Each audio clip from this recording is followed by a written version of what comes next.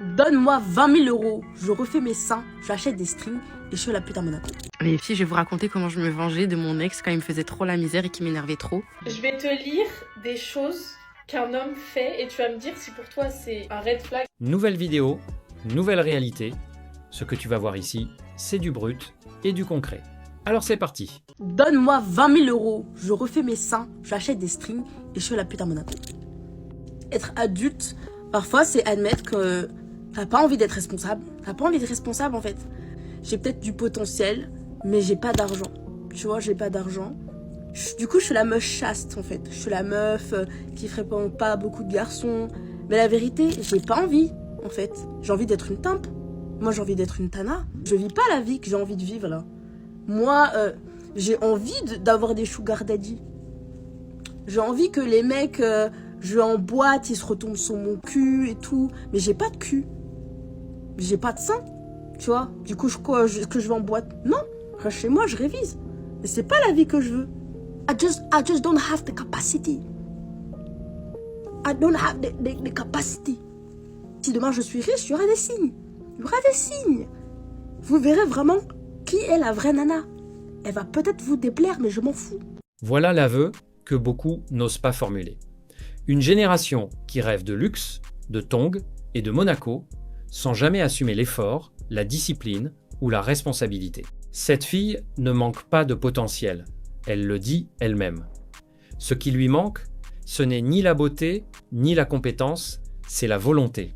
Elle ne veut pas devenir une femme accomplie, elle veut devenir un produit, un packaging sexy financé par le portefeuille d'un homme qu'elle méprisera en privé. Elle fantasme le sugar daddy, les clubs, le silicone, la facilité. Elle n'a pas de seins, pas de fesses, mais elle pense que 0 € de chirurgie vont lui ouvrir les portes de la vie qu'elle mérite sans l'avoir construite. Ce qu'elle décrit, ce n'est pas une ambition, c'est une fuite, étudier, travailler, se développer, trop lent, trop réel. Elle préfère rêver d'être entretenue plutôt que de devenir indépendante. La vérité brutale, ce n'est pas la vraie elle qui émergera avec l'argent, c'est simplement sa version la plus vide, la plus achetée. Et ce type de vie ne mène pas à la liberté, mais à la dépendance la plus totale. Celle où ton existence dépend du désir d'un homme que tu n'aimes pas. En fait, j'ai besoin d'un mec qui serait capable de faire juste 3 choses. Déjà, le faire minimum tous les 3 jours, me faire mon petit déjeuner au lit, et pitié, faites qu'il tienne plus de 5 minutes. On atteint ici le sommet de la consommation de l'homme-objet. Cette femme ne cherche pas un partenaire, elle dresse une fiche technique pour un prestataire de service. Ses critères, une performance sexuelle chronométrée, un service de restauration à domicile tous les 3 jours et une endurance minimale imposée. L'homme est réduit à une fonction, celle de satisfaire ses besoins biologiques et son confort personnel, sans aucune mention de connexion émotionnelle ou de projet de vie. C'est la réalité brutale de l'hyper-exigence moderne. L'homme doit être un amant infatigable et un majordome dévoué, sous peine d'être disqualifié. Elle ne parle pas d'amour, elle parle de rendement, elle ne parle pas de partage, elle parle de service. À force de traiter les hommes comme des produits de consommation courante, ces femmes s'étonnent de ne trouver que des relations jetables. La vérité, un homme de valeur ne se soumettra jamais à un tel cahier des charges, car il sait que le respect mutuel ne se mesure pas au chronomètre ou au plateau de petit déjeuner. Je vais te lire des choses qu'un homme fait et tu vas me dire si pour toi c'est un red flag. Red flag, c'est pas d'accord. Et green flag, c'est ah, c'est bien. D'accord. Toi qui es très strict. Un homme qui paye jamais rien. Vous allez au restaurant, il paye jamais, il t'invite jamais. Ah ben non, alors là, c'est très mal. C'est très mal. Ouais. Un homme qui me complimente jamais. Ah ben c'est pas sympa, pas du tout. Il faut que de temps en temps, on a besoin d'être complimenté. Bien dit. Un homme qui a une voiture mais il te dépose nulle part. Il te dit non, débrouille-toi, prends les transports. Oh, ben alors là, je dirai tout de suite.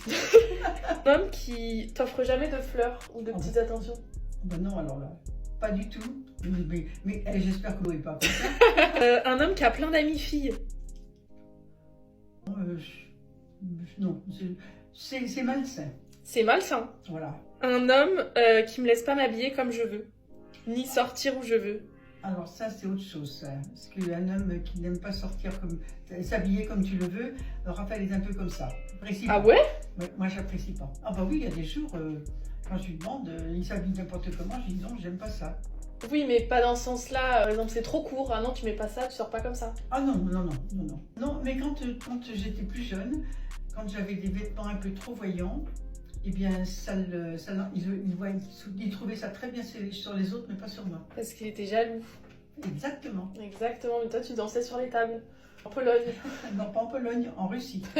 On assiste ici à une séance de tribunal des red flags, où deux femmes listent leurs exigences comme on coche une liste de courses. Le constat est sans appel. L'homme doit être un distributeur automatique de billets, de compliments et de fleurs, tout en servant de chauffeur privé. Si l'homme ne paie pas tout, s'il ne valide pas leur ego en permanence, ou s'il a le malheur d'avoir des amis, il est immédiatement étiqueté comme toxique ou malsain. Le plus ironique reste la contradiction totale sur le contrôle.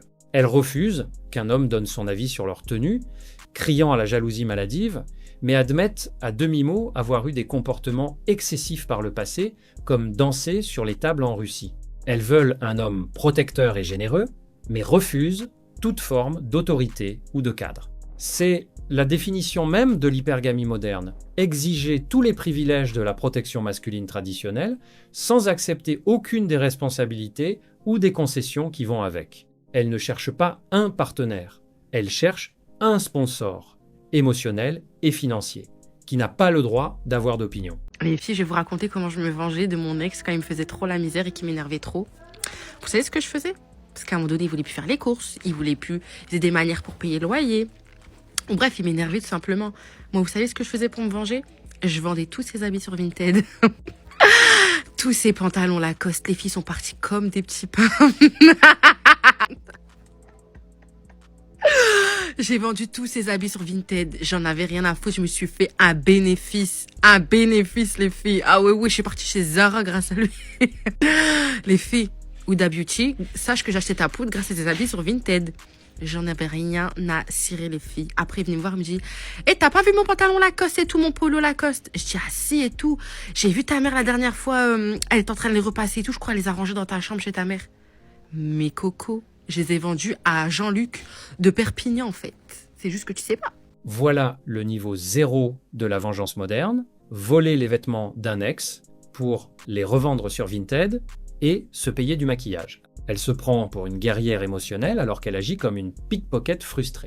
Son ex ne voulait plus faire les courses, plus payer le loyer. Plutôt que de partir dignement, elle a choisi la mesquinerie. Liquider ses Lacoste en douce, encaisser le bénéfice et mentir en regardant droit dans les yeux. Ce discours résume parfaitement une génération incapable d'assumer une rupture sans vouloir faire payer. Elle ne cherche pas la justice, elle cherche la petite victoire toxique qui flatte l'ego. Acheter de la poudre Huda Beauty sur l'argent d'un mec qui travaillait pendant qu'elle complotait. Ce n'est pas de l'empowerment, c'est du vol maquillé en girl revenge. La vérité brutale? Quand ta seule manière d'exister après une relation, c'est de vendre les fringues d'un homme sur Vinted, ce n'est pas lui que tu punis, c'est ta propre dignité que tu soldes au rabais. Big 2026, vous laissez encore des belles femmes comme ça traîner dans la rue sans les sécuriser. En fait, comment ça te fait? Comment je traîne dans la rue là, y a personne qui va sécuriser? On atteint ici le paroxysme du narcissisme de la femme moderne. Elle se filme dans la rue, s'étonnant que personne ne soit venu la sécuriser, comme si elle était un chef d'État ou un trésor national. Pour elle, sa simple beauté physique devrait lui octroyer une garde rapprochée automatique. Elle ne cherche pas un partenaire, elle cherche un garde du corps, un valet, un homme dont la seule fonction serait de graviter autour de son ego pour la protéger d'un monde qu'elle juge indigne de sa présence solitaire. C'est la mentalité de la princesse de droit divin en 2026.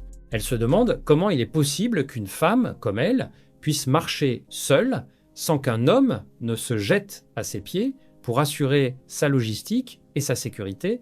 Cette déconnexion totale de la réalité montre à quel point la validation des réseaux sociaux a grillé les circuits du bon sens.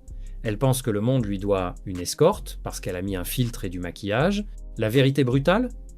Un homme de valeur sécurise une femme qui apporte de la valeur, pas une narcissique qui attend qu'on la serve simplement parce qu'elle a traversé la rue. Toi là, viens ici, il faut qu'on parle. À quel moment les girls on a accepté et on a décidé que c'était ok de se faire maltraiter par les hommes dans nos relations? Non, parce que je sais pas, je regarde autour de moi et en fait je commence à me rendre compte que nous les meufs, on est dans des relations avec des mecs qui nous traitent mal, on leur court après, on se contente des miettes, on court après l'affection, la reconnaissance, l'attention et parfois même le respect. Et on est là, non, mais en fait, il va changer, il va finir par se rendre compte que je suis exceptionnelle, il va avoir le déclic. La seule personne qui doit avoir le déclic ici, c'est toi, ma star. C'est juste toi, parce que lui, le déclic, il l'aura jamais. Alors oui, je sais, hein. T'as pas du tout envie de quitter ce mec, t'as pas du tout envie d'arrêter cette relation, parce que t'as très peur de à quel point ça pourrait te tuer de l'intérieur. Mais tu sais, ce serait quoi le pire? C'est que tu restes dans cette relation et que tu continues de souffrir tous les jours parce que tu sais que t'es pas à ta place, mais tu restes. La solitude, c'est dur, hein. Quand on se retrouve tout seul, la claque que c'est, et je suis en plein dedans, donc je sais de quoi je parle. Et c'est 10 000 fois mieux que la douleur que ça procure que d'être avec quelqu'un qui veut pas de toi, tu sais qu'il veut pas de toi, il te montre par A plus B qu'il veut pas de toi, et toi t'es là, non mais en fait... Non, mais réveille-toi s'il te plaît. Par pitié, réveille-toi. On touche ici au cœur de la misère affective de la femme moderne, l'incapacité à quitter un homme qui ne veut pas d'elle. Cette femme appelle ses stars à se réveiller, constatant que des milliers de filles s'accrochent à des relations où elles mendient du respect, de l'attention et de l'affection. Elles vivent dans l'illusion du déclic, espérant qu'un matin, l'homme réalisera qu'elles sont exceptionnelles. Mais la vérité est plus simple. S'il ne vous traite pas bien aujourd'hui, il ne le fera jamais. Le problème n'est pas l'homme, c'est la peur viscérale de la solitude. Elles préfèrent souffrir quotidiennement dans une relation toxique plutôt que d'affronter le silence d'un appartement vide. Elles savent qu'elles n'ont rien à faire là, mais elles restent par manque d'estime de soi. Ce réveil qu'elle appelle de ses vœux est nécessaire, mais il est brutal.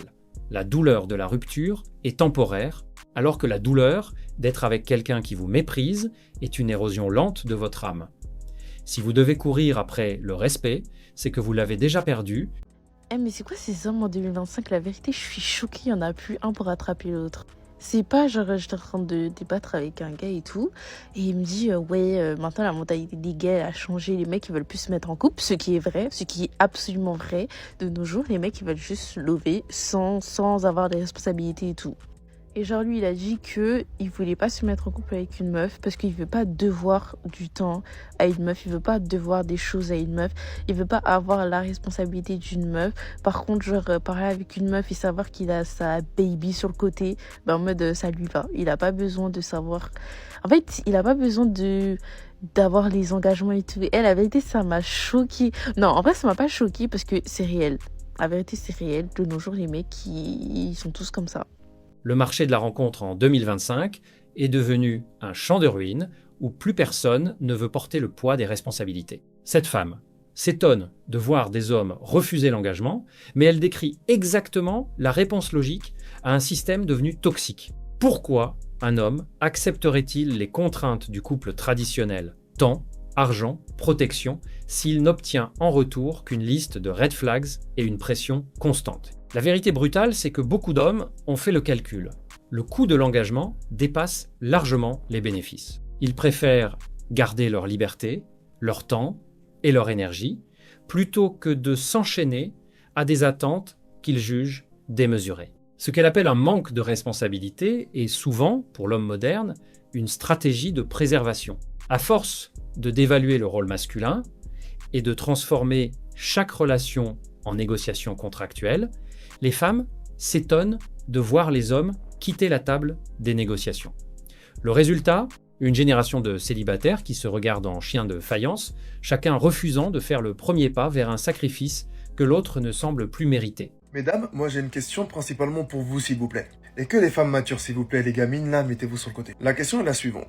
Pourquoi lorsqu'un mec ne vous intéresse pas, vous ne lui dites pas tout simplement « je ne suis pas intéressé ». Je m'explique avant que certaines puissent répondre. Je sais, de l'autre côté ça se fait aussi, mais là je parlais principalement des femmes. Plusieurs amis à moi, donc lorsqu'ils essayent de discuter avec une femme, ces dernières se comportent d'une façon qui à mon sens est un peu louche. Je m'explique. Avec le fait de répondre toutes les 5 heures, toutes les 6 heures, tous les 3 jours à des messages par exemple. Le fait de ne jamais envoyé le premier message. Le fait de tout simplement pouvoir se contenter de répondre et de ne pas relancer la conversation. Comme je dis souvent à mes potes, si une femme se comporte de la sorte, à mon sens, ça veut dire que cette dernière n'est tout simplement pas intéressée. Parce que je suis désolé, personne sur cette terre ne nous fera croire qu'il est trop occupé. Maintenant, oui, tu peux mettre du temps à pouvoir répondre au message, mais tu le dis à la personne, écoute, je mets du temps parce que là, je vais être au taf, etc., etc. Je suis parfaitement conscient que certains hommes, lorsque vous allez leur dire que vous n'êtes pas intéressé, vont tout de même forcer. Ça, c'est vrai, c'est une réalité. Vous savez, il y a certains hommes, si vous leur dites tout simplement, je ne suis pas intéressé, ces derniers vont vous laisser tranquille tout de suite. Je prends mon cas, par exemple, ou encore celui de mes potes proches. À partir du moment où une femme va nous dire, écoute, je suis pas intéressé,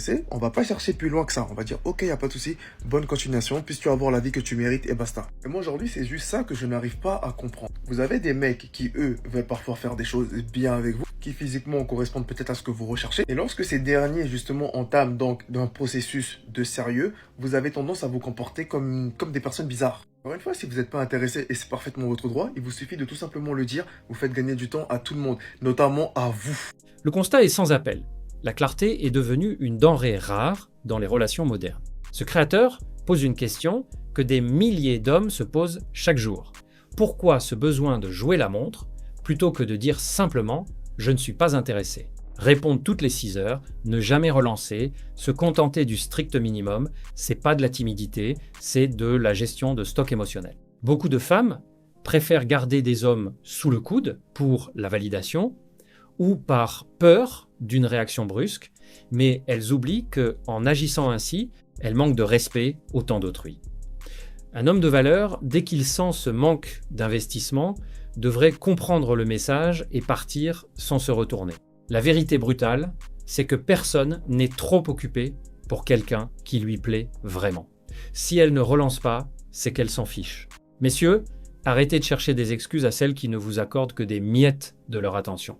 Le silence est une réponse, apprenez à la lire et passez à la suite. Ça m'aider ou pas? Qu'est-ce qu'il y a? Ben, soit je garde le haut que j'ai, soit je mets ça. Ah. Comme ça. Ouais. Sans le haut en dessous, quoi. D'accord. Voilà. Ouais, et l'autre c'est quoi? Bah, c'est ce que j'ai sur moi. Franchement, reste comme t'es. Ben, Reste comme t'es. Je mets ça ou l'autre? Non, l'autre, c'est bien, le truc noir. D'accord, t'es sûr? T'en sais rien, en fait, tu t'en fous, t'as juste envie que je me bouge, quoi. Non, tu me demandes mon avis, je te donne mon avis, en fait, tout simplement. Regarde, c'est beau ça aussi, hein. Bah, mais celui-là alors, si tu préfères celui-là. Non, attends, écoute, alors, si j'ai pas de meuf, c'est pour éviter ce genre de. Oui, mais cette semaine, t'en as une. D'échange. Non, on est amis, et un ami, ben, ça donne pas des conseils. Si. Non, pas du tout. Mais moi, je n'ai pourquoi? rien à carrer de comment t'es habillé, en fait. Bah, Moi, j'aime bien ton humour, c'est tout. Je m'en fous de ta robe, en fait. T'es très bien comme ça. Déjà, c'est pas une robe, déjà. Peu importe, ça te va très bien. Maintenant, t'as pas à me demander mon avis. Je te l'ai donné, c'est cadeau. Écoute-moi, pas besoin de te changer. Le blanc, c'est pas bien. Je vais l'essayer quand même et tu me dis. Vas-y, montre-moi ton truc là. Beau ça quand même. Ah bah prends celui-là alors. Qu'est-ce qui me manque par un Rémi? Mon petit par un Rémi. Mais ça va, j'ai le droit de te demander des conseils sur mes habits quand même. Franchement, Rémi m'a jamais demandé. Bah non, mec. Il m'a jamais posé cette question. Lui, il s'habillait. Il fait mec, je suis classe ou pas? Ouais, t'es classe, mec. Fin de la discussion.